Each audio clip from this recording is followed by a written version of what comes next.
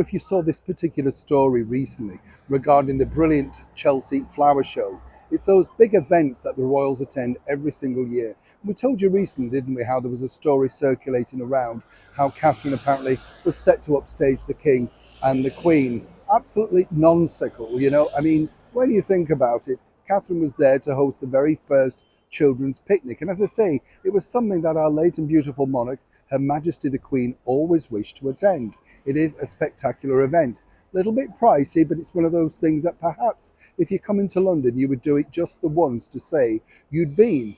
Well, a couple of days ago, some lunatics from Just Stop Oil decided, yes, those people again, to ruin a person's work which has taken over a year of his horticultural display at the Chelsea Flower Show. And what happened, they just invaded this particular garden, which was already climate friendly, I might point out, and decided to throw orange bombs all over it. And then they do the usual standing there preaching, look at us, you know, attention seekers.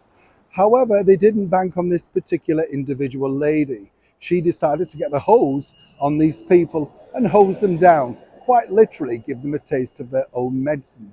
Looks also now like this particular individual will be losing her job because apparently her bosses feel that she's brought the company into disrepute.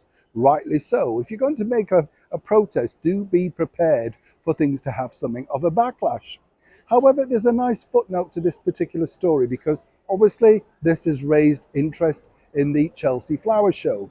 And I was lucky enough to bump into the 80s superstar Rick Astley. That's right. And the man who gave us Never Gonna Give You Up.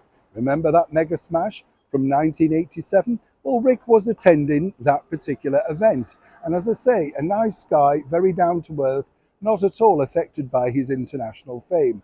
And he was the proud father on that day. He wasn't the superstar singer because his daughter Emily was there displaying her very first display at the Royal Chelsea Flower Show. So you see, some good news out of bad. Oh, and by the way, they've been able to clean up that particular horticultural display who they decided to try and ruin for this particular individual. So that's good news also.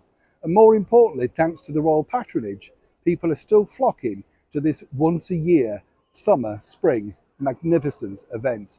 As I say, if you get the opportunity and you are in London, do pay a visit. Neil Sean in the very heart of London.